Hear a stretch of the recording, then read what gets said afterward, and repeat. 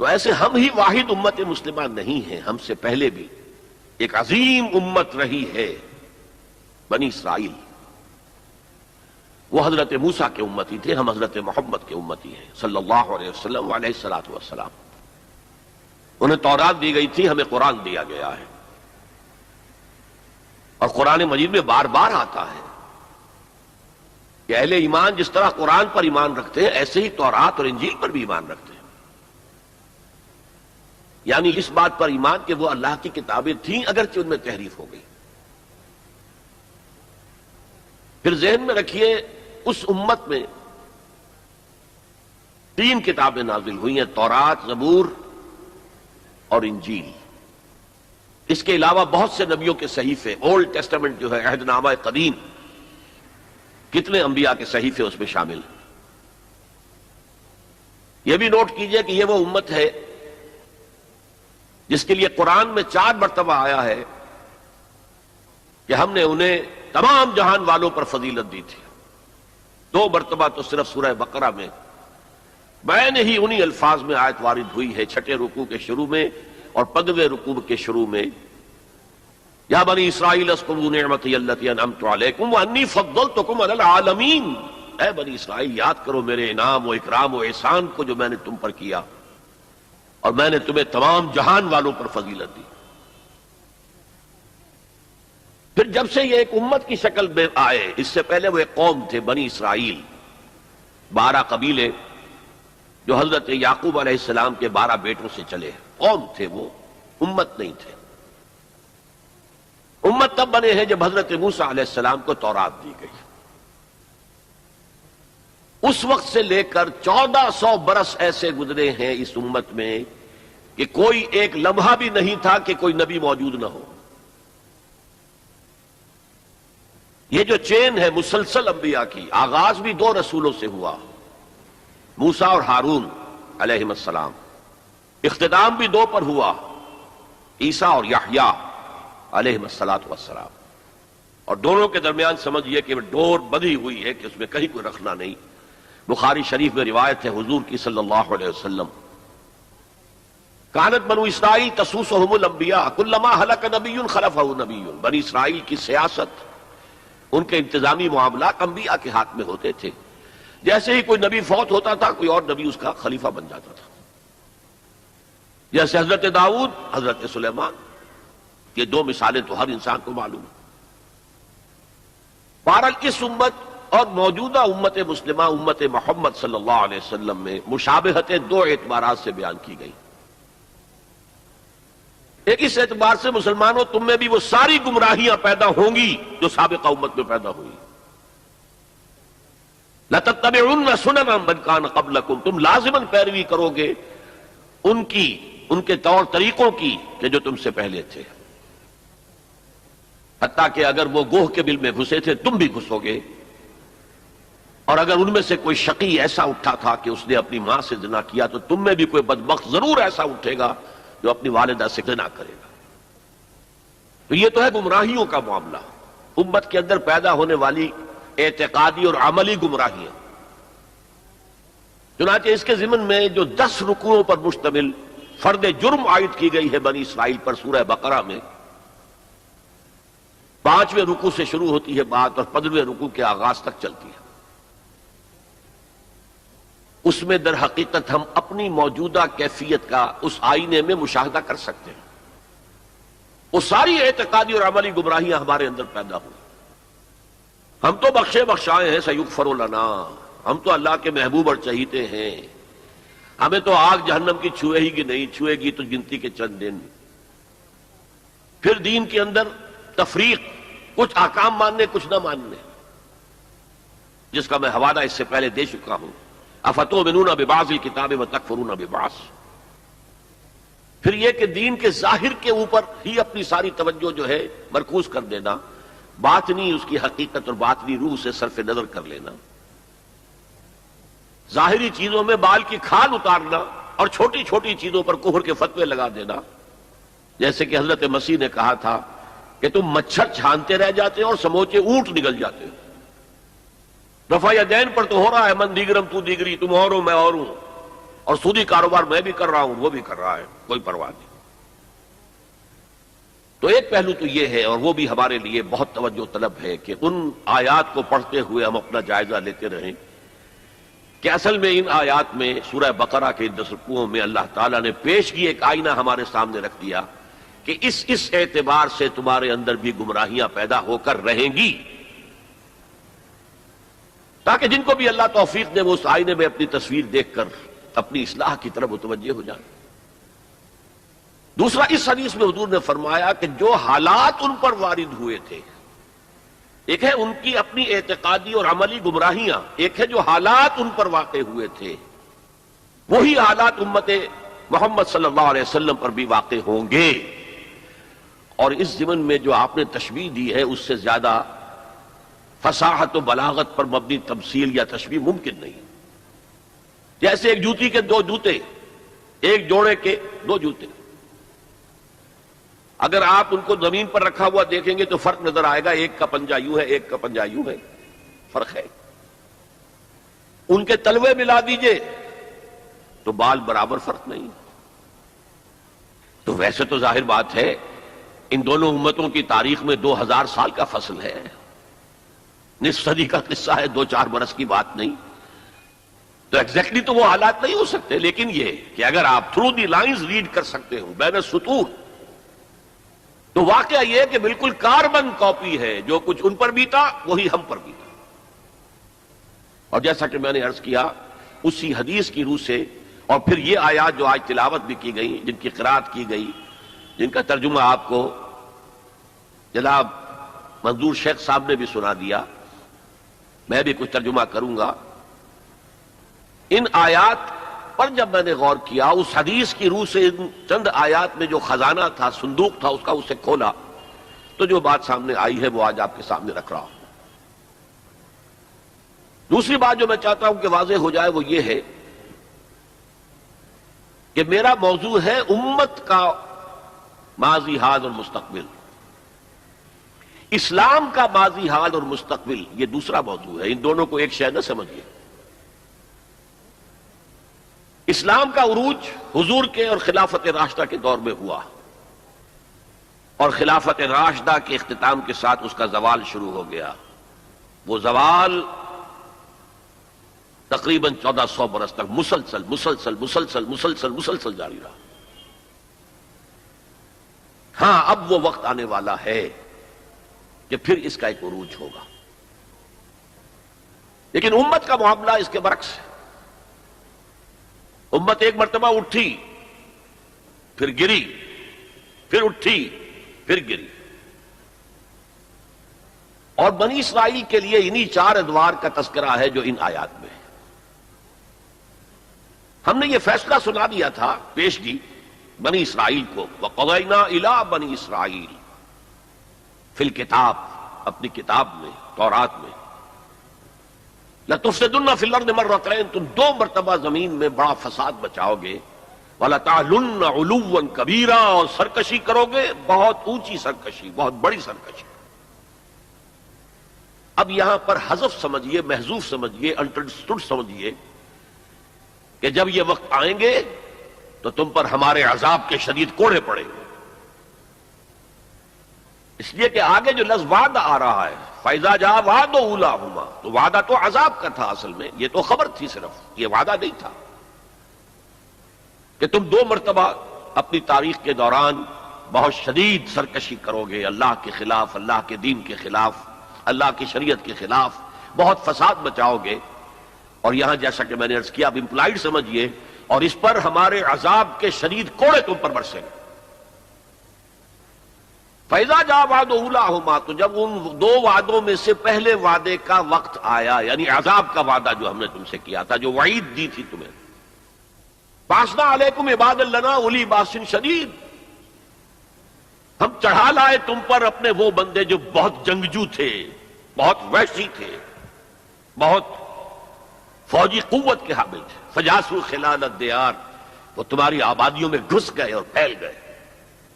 وکان وعدا مفعولا، اور وہ وعدہ جو ہے پورا ہو کر رہا۔ اس سے واضح ہو گیا وعدہ عذاب کا تھا۔ ظاہر بات ہے کہ اس پہلے زوال سے یا پہلے سرکشی سے اس سے قبل یقیناً کوئی دور اچھا تھا جس کے بعد یہ زوال آیا ہے. وہ دور ہے جو ان کی خلافت راشدہ سے تعبیر کیا جا سکتا ہے. حضرت طالوت، حضرت داؤد، حضرت سلیمان علیہ السلام کا دور تقریباً 100 برس. یہ بعد میں تفصیل سے ذرا میں عرض کروں گا، اس لیے کہ ہمیں سابقہ امت مسلمہ کی تاریخ جو ہے اس کا بھی خاکہ ذہن میں رکھنا چاہیے، اس لیے کہ مستقبل میں اصل جو پیچ پڑنے والا ہے، جیسے پتنگوں کا پیچ پڑتا ہے، وہ انہی دو امتوں کے مابین ہے بنیادی طور پر. اور اس کے پس منظر کو سمجھنے کے لیے دونوں کی تاریخ کا ایک خاکہ ذہن میں ہونا چاہیے. پھر فرمایا ثم رددنا لکم الکرۃ علیہم، پھر ہم نے لوٹا دی تمہاری باری ان پر. وامددناکم باموال وبنین، اور ہم نے تمہاری مدد کی مالوں کے ساتھ، اموال کے ساتھ اور بیٹوں کے ساتھ. وجعلناکم اکثر نفیرا، اور تمہاری تعداد تو وہ پہلے دور عروج کے مقابلے میں بھی زیادہ ہو گئی. ان احسنتم، اگر تم نے کوئی بھلائی کمائی، احسنتم لانفسکم، تو تم نے اپنے لیے کمائی. وَإِنْ أَسَأْتُمْ، اگر تم نے برائی کمائی، فَلَهَا، وہ بھی تمہارے اپنے نفس کے لیے ہے، اپنی جانوں کے لیے ہے. فَإِذَا جَاءَ وَعْدُ الْآخِرَةِ، پھر جب آیا دوسرے وعدے کا وقت، لِيَسُوءُ وُجُوهَكُمْ، پھر دیکھیے وہ الفاظ یہاں محذوف مانیے. بَعَثْنَا عَلَيْكُمْ عِبَادًا لَنَا أُولِي بَأْسٍ شَدِيدٍ، پھر ہم نے تم پر اپنے ایسے بندے مسلط کر دیے اور ایسے بندوں کو تم پر چڑھا لائے جو بڑے جنگجو تھے، بڑی قوت رکھنے والے تھے. تو یہاں اب اس کے بعد پڑھیے لِيَسُوءُ وُجُوهَكُمْ، تاکہ وہ تمہارے حلیے بگاڑ دیں، تمہارے چہرے بدل ڈالے. یہ تو لفظی ترجمہ یہی ہونا چاہیے، لیکن باب محاورہ کیا ہوگا؟ تمہارا حلیہ بگاڑ دیں. وَلِيَدْخُلُوا الْمَسْجِدَ كَمَا دَخَلُوهُ أَوَّلَ مَرَّةٍ، اور وہ داخل ہوں مسجد میں، بیت المقدس کی مسجد میں جو حضرت سلیمان نے بنائی تھی، جیسے پہلی مرتبہ داخل ہوئے تھے. پہلی مرتبہ کے ذکر میں اس کا بیان نہیں آیا تھا. یہ قرآن مجید کا اسلوب ہے کہ مقابل کی چیزوں کو حذف کر دیا جاتا ہے تاکہ اختصار سے کام لیا جائے.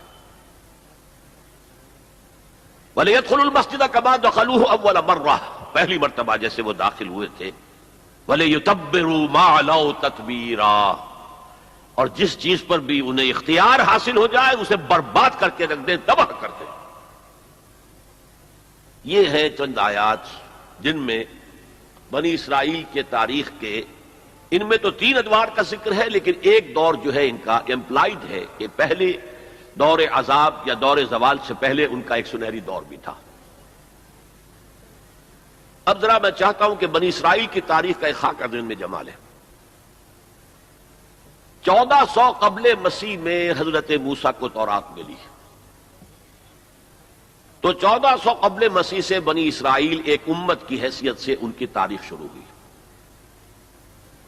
حضرت موسیٰ کے زمانے میں جب تورات حاصل کرنے کے بعد پھر آپ آگے بڑھے فلسطین کی طرف، اور آپ نے بنی اسرائیل سے کہا کہ اب داخل ہو جاؤ اور جنگ کرو، جو لوگ یہاں ہیں انہیں یہاں سے نکالو، مشرکین ہیں، نہایت گمراہ قومیں یہاں آباد ہیں، یہاں سے نکالو، تاکہ یہ سرزمین جہاں تمہارے جد امجد ابراہیم رہتے تھے، یہ سرزمین جہاں تمہارے جد امجد اسحاق رہتے تھے، حضرت یعقوب رہتے تھے، اور جہاں سے وہ ہجرت کر کے مصر تشریف لے گئے تھے، تم دوبارہ وہ زمین حاصل کر لو.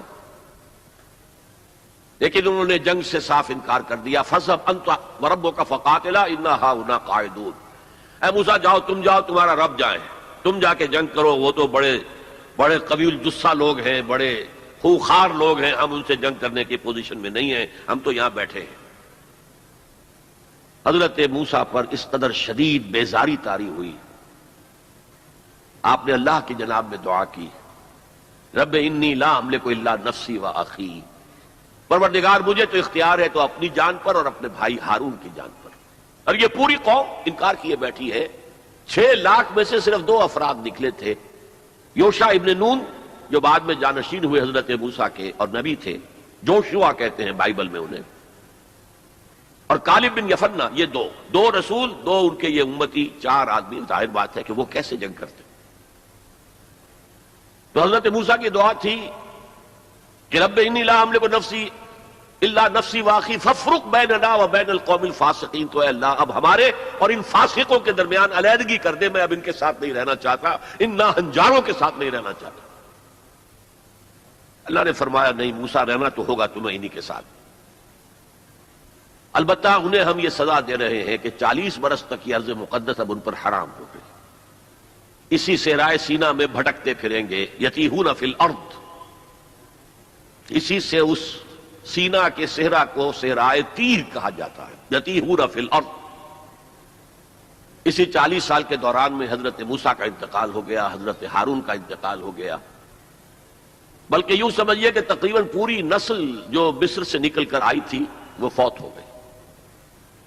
اب ایک نئی نسل پیدا ہوئی صحرا میں، جو غلامی کا داغ اٹھائے ہوئے نہیں تھی، صحرا کی وسعتوں میں پیدا ہوئے۔ جیسے کہ اقبال کہتا ہے فطرت کے مقاصد کی کرتا ہے نگہبانی، یا بندہ صحرائی یا مرد کوہستانی۔ شہری لوگوں کے اندر تو طرح طرح کی کمزوریاں آ جاتی ہیں، اخلاقی اعتبار سے بھی بڑے بڑے شہر ان کے اندر جو بھی خرابیاں آتی ہیں وہ سب کو معلوم ہے۔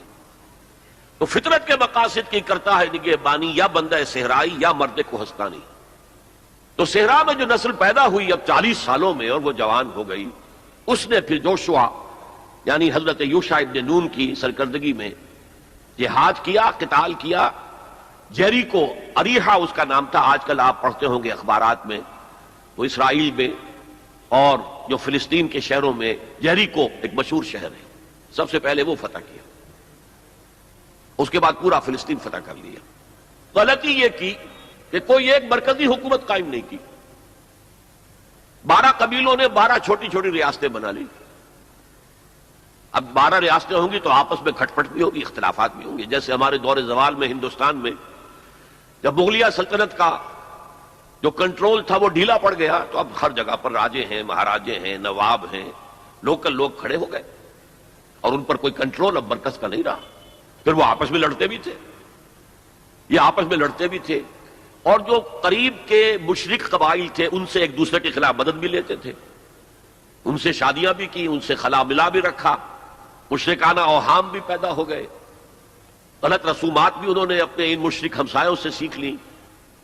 تو پھر ان پر ایک سزا مسلط ہوئی، اور جو آس پاس کے مشرک قبائل تھے انہوں نے انہیں فتح کر کے انہیں اپنے گھروں سے نکال دیا۔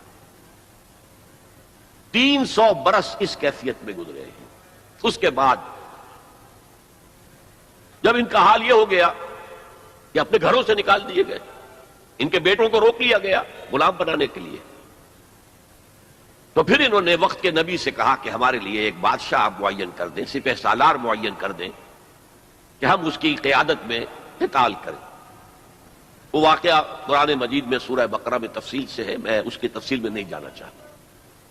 بہرحال اس کے نتیجے میں حضرت طالوت، پھر حضرت داؤد، پھر حضرت سلیمان، یہ 100 برس ہیں جن میں ان کو کہنا چاہیے کہ ان کا پہلا سنہری دور، جسے میں کہہ رہا ہوں ان کی خلافت راشدہ۔ یعنی فرق نوٹ کیجئے، ہماری خلافت راشدہ دور نبوت سے متصل ہے، کوئی فصل نہیں ہے اس کے مابین، لیکن ان کی خلافت راشدہ میں 300 برس کا فصل ہے۔ دور نبوت حضرت موسیٰ علیہ السلام کا 300 سے بھی تقریباً 350 برس وہ بھی شمار کر لیجئے جو صحرائے تیہ میں بھٹکتے ہوئے گزرے۔ بہرحال یہ 100 سال ان کے بڑے شاندار تھے، حضرت داؤد کی حکومت، اور حضرت سلیمان کی حکومت تو اس اعتبار سے پوری انسانی تاریخ میں یونیک ہے کہ ہوا پر بھی انہیں کنٹرول دے دیا گیا، جنات ان کے تسلط میں آ گئے، اور پرندوں اور جانوروں کی بولیاں بھی ان کو سکھا دی گئیں۔ اس قسم کی حکومت تو اللہ نے کسی اور کو کبھی دی ہی نہیں۔ لیکن پھر اب ان کا دور زوال شروع ہوا۔ حضرت سلیمان کے 2 بیٹوں کے درمیان سلطنت تقسیم ہو گئی، شمالی اسرائیل چھوٹی تھی اور بڑی یہودا، 2 حصوں میں تقسیم ہو گئی، اور ان میں سوال آیا اخلاقی، مذہبی، اعتقادی، عملی، دنیا پرستی، دولت پرستی، مشرکانہ اوہام، غلط رسوم۔ اس کے نتیجے میں پھر اللہ کے عذاب کا پہلا کوڑا جو ہے، بڑا کوڑا، وہ پڑا، اور وہ 2 حصوں میں آیا، نوٹ کر لیجئے۔ پہلے اشوریوں نے، سیریا کے رہنے والے اشوریوں نے حملہ کیا اور شمالی سلطنت اسرائیل کو تہس نہس کر دیا، ختم کر دیا۔ یہ ہوا ہے تقریباً 700 قبل مسیح. خلافت راشدہ ان کی ہے 1000 قبل مسیح سے لے کے 900 قبل مسیح تک. تو گویا کہ اس کے 200 برس کے بعد سلطنت اسرائیل ختم. سلطنت یہودا رہی لیکن اس میں بھی وہ زوال جاری رہا. تو تقریباً 125 سال کے بعد پھر نیبوکڈنیزر کا جو حملہ آیا ہے، King of Babylonia, the Chaldean emperor, یہ علاقہ کلدانیہ کہلاتا ہے، اور یہی تو حضرت ابراہیم کا مولد ہے، جہاں ان کی ولادت ہوئی ہے، شہر ار، وہ اسی عراق میں ہے. عراق کا پرانا نام جو ہے وہ بیبیلونیا ہے، بابل. نیبوکڈنیزر نے جو حملہ کیا ہے، 6 لاکھ یہودی اپنی جگہ پر قتل کیے، اور 6 لاکھ کو قیدی بنا کر لے گیا، بھیڑ و بکریوں کی طرح جیسے ریوڑ ہانک کے لے جائے جاتے ہیں، لے جائے گئے. 6 لاکھ بیبیلونیا لے گیا، وہاں انہیں قید کے اندر رکھا. یہ ان کا پہلا بہت ہی بڑا جو ہے اللہ کے عذاب کا دور تھا. اس میں اس نے یروشلم کی اینٹ سے اینٹ بجا دی، کوئی ایک انسان وہاں زندہ باقی نہیں رہنے دیا، اور حضرت سلیمان کی بنائی ہوئی مسجد کو اس نے مسمار کر دیا، اور اس میں 2 اینٹیں بھی سلامت نہیں رہی. قرآن میں جو سورہ بقرہ میں ذکر ہے، او کالذی مر علی قریۃ وہی خاویۃ علی عروشہا، یہ واقعہ حضرت عزیر علیہ السلام کا. وہ جب آئے انہوں نے دیکھا یہ یروشلم کا یہ حال ہو گیا ہے، تو انہوں نے وہ الفاظ کہے، انا یحیی ہذہ اللہ بعد موتہا، یہ شہر جو اس طرح مر گیا، ختم ہو گیا، ایک متنفس زندہ نہیں، 2 اینٹیں سلامت نہیں، اللہ کیسے اس شہر کو دوبارہ آباد کرے گا؟ تو اللہ نے فاماتہ اللہ 100 عام، 100 سال کے لیے موت طاری کر دی. وہ واقعہ آپ نے پڑھا ہوگا، میں اس میں اب تفصیل میں نہیں جا سکتا. بہرحال اس کے 100 برس کے بعد تقریباً اب تاریخ نے ایک اور کروٹ لی. یہ فلسطین کے مشرق میں عراق، عراق کے مشرق میں ایران. ایران میں ایک زبردست شہنشاہ جو ہے وہ سامنے آیا، کیخورس یا سائرس، جسے ذوالقرنین بھی کہتے، 2 سینگوں والا، اس لیے کہ اس نے 2 ملکوں کو جوڑ کر ایک سلطنت بنائی تھی، پارس اور مادہ. ان دونوں کو جوڑ کر ایک سلطنت بنائی، عظیم ایرانی سلطنت، جس کا 2500 سالہ جشن منایا تھا. وہ جو شہنشاہ ایران تھا جو خواب دیکھ رہا تھا اسی اپنے دور کو واپس لانے کا. سائرس جو ہے اس نے حملہ کیا بیبیلونیا پر اور ان کی حکومت ختم کی. نیبوکڈنیزر کے جو بھی وہاں اس وقت وارث تھے، اور یہودیوں کو اجازت دے دی کہ اب تم جاؤ، جا سکتے ہو، جا کر اپنا معبد بھی دوبارہ تعمیر کر سکتے. اس نے مدد بھی کی، اس کے جانشینوں نے بھی مدد کی، ساز و سامان بھی جاؤ بناؤ، اور اپنی سلطنت میں دوبارہ آباد ہوگا. اس وقت حضرت عزیر علیہ السلام کی دعوت توبہ کی بنا، توبہ کرو، توبہ کرو، توبہ کرو، ریپینٹ ریپینٹ ریپینٹ، اصلاح کرو اپنے اعمال کی، اپنے عقائد کی. اور یہ دعوت مفید ہوئی، اور ایک رینائسنس ہو گیا، احیاء ہو گیا بنی اسرائیل کے اندر، مذہبی، روحانی، اخلاقی اعتبار سے ایک احیاء ہو گیا. چنانچہ اللہ تعالیٰ نے اب ان کی مدد کی، ان کو مال بھی دیے، ان کو اولاد بھی دی، ان کی تعداد بھی بہت بڑھ گئی. اور اب پھر ایک 100 سالہ ان کا دور آیا ہے جو بہت عظمت کا ہے. ثم رددنا لكم الكرة عليهم وامددناكم باموال وبنين وجعلناكم اكثر نفيرا. اس کو کہتے ہیں تاریخ میں مکابی امپائر. زمینی رقبے کے اعتبار سے یہ حضرت سلیمان کی سلطنت سے بھی بڑی تھی. اگرچہ میں ذکر کر چکا ہوں حضرت سلیمان کی حکومت کا کچھ اور ہی معاملہ تھا، وہ تو کسی اور کا ہوا ہی نہیں، لیکن زمینی رقبہ مکابی سلطنت کا حضرت سلیمان کی سلطنت سے بھی بڑا تھا. لیکن اس کے بعد پھر وہی ہوا، پھر وہی زوال، پھر اسی طریقے سے مشرکانہ اوہام عقائد کے اندر گھس گئے، بدعات، رسومات نئی سے نئی، اپنے آس پاس کے اڑوس پڑوس کے لوگوں سے چیزیں سیکھ کر اپنے اندر داخل کرنا، دنیا پرستی، شہوت پرستی. پھر ان کے اوپر عذاب کے کوڑے برسے. یہ ہے وَإِذَا جَاءَ وَعْدُ الْآخِرَةِ بَعَثْنَا عَلَيْكُمْ عِبَادًا لَنَا أُولِي بَأْسٍ شَدِيدٍ لِيَسُوءُوا وُجُوهَكُمْ وَلِيَدْخُلُوا الْمَسْجِدَ كَمَا دَخَلُوهُ أَوَّلَ مَرَّةٍ. یہ مکابی سلطنت کے دور میں وہ ہیکل سلیمانی یا مسجد اقصی حضرت سلیمان کی دوبارہ تعمیر کر دی گئی تھی. اسے وہ کہتے ہیں سیکنڈ ٹیمپل. لیکن ان پر اب جو آئے کوڑے وہ یورپ سے آئے. پہلے گریکس آئے، Alexander the Great and Seleucus, ان کی حکومت ان پر قائم رہی، انہوں نے روندا پاؤں تلے ان کو۔ پھر رومنز آ گئے، رومنز نے فتح کیا علاقہ، انہوں نے اس طرح کا نظام قائم کیا، براہ راست حکومت اپنی نہیں رکھی جیسے ہمارے ہاں ہوتا تھا انگریز کے دور میں، راجواڑے اور نوابوں کا علاقہ، نواب بیٹھے ہوئے لیکن اوپر ریزیڈنٹ ایک بیٹھا ہوا ہے، اصل پالیسی اس کے ہاتھ میں ہوتی تھی، اصل میں تو انگریز کی حکومت تھی لیکن دکھاوے کے لیے راجا مہاراجا اور نواب تھے۔ اس طرح وہ یہودی حکومت انہوں نے قائم رکھی وہاں، لیکن اصل طاقت اپنے ہاتھ میں رکھی۔ تو کچھ یہودی بار بار بغاوتیں کرتے رہے، وہ چاہتے تھے کہ رومن سے ہم خلاصی حاصل کریں، اور ان کو دبایا بھی جاتا رہا۔ اسی دور میں حضرت مسیح کی ولادت ہوئی، اسی دور میں پھر انہوں نے اپنی دعوت پیش کی، اسی دور میں پھر ان کے بڑے بڑے جو صوفیاء تھے، فقہاء تھے، مفتی حضرات تھے، انہوں نے حضرت مسیح کو کافر اور مرتد واجب القتل قرار دیا، اور اپنے بس پڑتے انہیں سولی پر چڑھوا کے دم لیا۔ اگرچہ اللہ نے جو کچھ کیا وہ بالکل مختلف ہے، انہیں سولی پر چڑھنے ہی نہیں دیا، ولیکن شبہ لہم، ایک اور شخص کی شباہت بنا دی گئی حضرت عیسیٰ کی سی، اور وہ ہے جو سولی چڑھا اور گرفتار ہوا۔ اور انجیل برنباس سے معلوم ہوتا ہے، ہمارے پاس اس کا کوئی سورس نہیں تھی، ہمارے کسی مفسر نے، کسی محدث نے حضور سے بھی نقل نہیں کیا، لہذا ہمیں یہ تو معلوم تھا، یہ تو ہمارا عقیدہ ہے کہ حضرت مسیح سولی نہیں چڑھے، وہ قتل نہیں ہوئے، ما قتلوہ وما صلبوہ ولکن شبہ لہم، لیکن کیسے شبہ کیا، کس کو مشابہ بنایا، کون سولی چڑھا، یہ ہمیں معلوم نہیں تھا۔ یہ تو پوپ کی لائبریری سے نکلی ہے انجیل برنباس، ایونجیلیم برنابے، اس نے واضح کیا ہے کہ جس حواری نے دھوکہ دیا تھا یا غداری کی تھی، اسی کی شکل اللہ نے حضرت عیسیٰ کی سی بنا دی، اور حضرت عیسیٰ کو جب وہ سپاہی پکڑنے کے لیے آئے تو جس کوٹھڑی میں وہ بیٹھے ہوئے تھے، باغ کے اندر وہ پوش تھے، اس کی چھت پھٹی، 4 فرشتے نازل ہوئے اور حضرت عیسیٰ کو لے گئے، اور اس شخص کی شکل حضرت عیسیٰ کی بنا دی گئی، وہ پکڑا گیا اور وہ سولی چڑھا، واللہ اعلم۔ لیکن یہ قرین قیاس ہے بہت۔ بہرحال اس کے بعد بھی ان کا زوال باقی رہا، انہوں نے حضرت عیسیٰ کو تو رد کر دیا، انہیں ولد الزنا قرار دیا، حضرت مریم پر تہمت لگائی، بہتان عظیمہ قرآن کہتا ہے، مریم پر بہتان عظیم۔ اس کے بعد سن 70 عیسوی میں، یعنی حضرت مسیح کے رفع سماوی کے تقریباً 40 برس بعد، پھر ان زیلوٹس نے، یہ جو بار بار بغاوت کرتے تھے یہودیوں میں سے، انہیں زیلوٹس کہا جاتا ہے، بڑے جوشیلے لوگ، انہوں نے ایک بڑی بغاوت کی۔ تو ایک جو جرنیل تھا رومن، ٹائٹس، تیتوس کہتے ہیں اسے عربی میں، تیتوس، توئے واو سین، ٹائٹس، اس نے پھر جو کرش کیا ہے اس ریبیلین کو، 1,33,000 یہودی ایک دن میں قتل کیے۔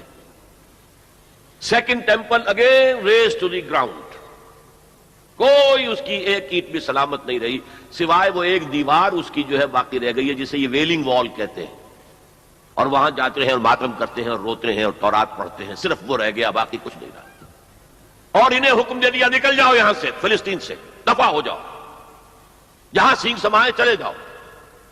یورپ میں چلے گئے، ایشیا کے ممالک میں چلے گئے، افریقہ کے ممالک میں چلے گئے، ایران میں آ گئے، ترکی میں آ گئے، وغیرہ وغیرہ۔ سن 70 عیسوی میں، یعنی حضرت مسیح کے رفع سماوی کے تقریباً 40 برس بعد، پھر ان زیلوٹس نے، یہ جو بار بار بغاوت کرتے تھے یہودیوں میں سے، انہیں زیلوٹس کہا جاتا ہے، بڑے جوشیلے لوگ، انہوں نے ایک بڑی بغاوت کی۔ تو ایک جو جرنیل تھا رومن، ٹائٹس، تیتوس کہتے ہیں اسے عربی میں، تیتوس، توئے واو سین، ٹائٹس، اس نے پھر جو کرش کیا ہے اس ریبیلین کو، 1,33,000 یہودی ایک دن میں قتل کیے۔ Second temple again razed to the ground, کوئی اس کی ایک اینٹ بھی سلامت نہیں رہی، سوائے وہ ایک دیوار اس کی جو ہے باقی رہ گئی ہے، جسے یہ ویلنگ وال کہتے ہیں، اور وہاں جاتے ہیں اور ماتم کرتے ہیں اور روتے ہیں اور تورات پڑھتے ہیں، صرف وہ رہ گیا، باقی کچھ نہیں رہا۔ اور انہیں حکم دے دیا نکل جاؤ یہاں سے، فلسطین سے دفع ہو جاؤ، جہاں سینگ سمائے چلے جاؤ۔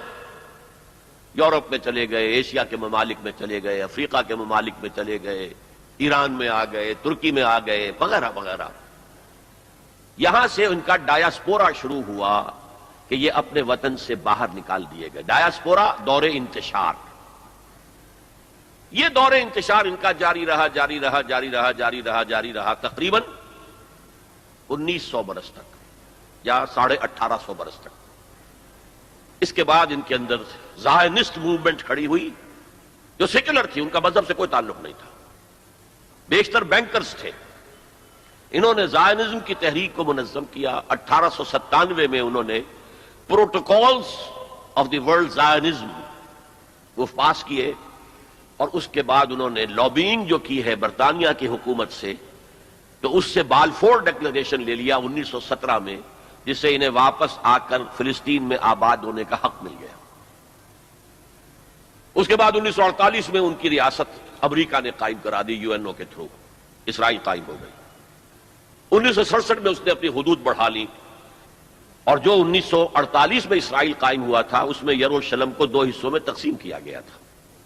مشرقی حصہ مسلمانوں کے پاس رہے گا، فلسطینیوں کے پاس. مغربی حصہ جو ہے وہ یہودیوں کے پاس رہے گا. اور مشرقی حصے ہی میں وہ ٹیمپل ماؤنٹ ہے جہاں کبھی ہوتا تھا ان کا معبد، وہ اسے چونکہ ٹیمپل کہتے ہیں اس لیے ٹیمپل ماؤنٹ، وہ پہاڑی جس کے اوپر کے وہ ٹیمپل تھا. اور وہاں مسلمانوں کے دور میں وہاں پر مسجد اقصی بن گئی، اور وہاں پر قبۃ الصخرہ، وہ چٹان جہاں سے حضور کا آسمانی سفر شروع ہوا تھا معراج کا، اس چٹان پر عبد الملک بن مروان جو بنو امیہ کا ایک بڑا خلیفہ تھا، بڑا بادشاہ تھا، اس نے یہ ڈوم بنائی جو آج آپ کو نظر آتی ہے ٹی وی کے اندر، ڈوم آف دی راک.